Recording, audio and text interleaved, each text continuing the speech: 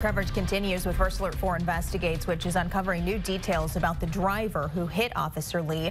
According to court documents, Ramon Chavez Rodriguez was in the country illegally and has a criminal record. He's charged with driving while intoxicated under an enhanced law when the death of a law enforcement officer is involved. Chief Investigative Reporter Lauren Traeger digging into why this suspect is still in the country after being charged with other crimes.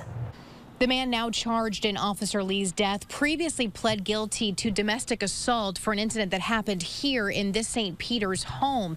He apparently still lived here, according to court records, and the 2019 Kia Sorento he was driving Sunday is registered to this address, but to someone else's name.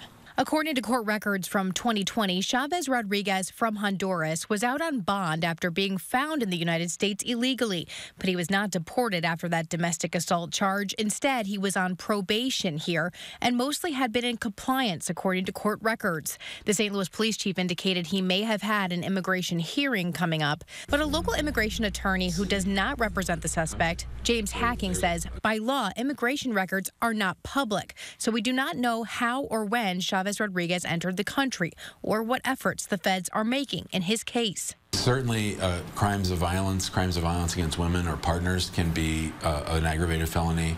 Multiple DUIs is something that always, in my experience, gets the interest of the immigration judge. So I would say that the immigration courts take those kinds of charges very seriously. According to St. Louis court records, Chavez Rodriguez was over the legal limit for blood alcohol level and was driving 16 miles over the speed limit just before he hit Officer Lee. That's the reason prosecutors say they charged him with one of the highest level DWI charges, a felony. Still, Hacking says he hopes this case isn't used to paint a bigger picture about immigration.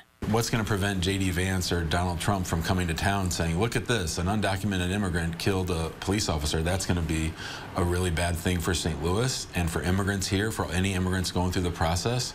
And it's just a matter of pointing the finger and sort of scapegoating a group to advance a political agenda, and that's something that I'm worried about.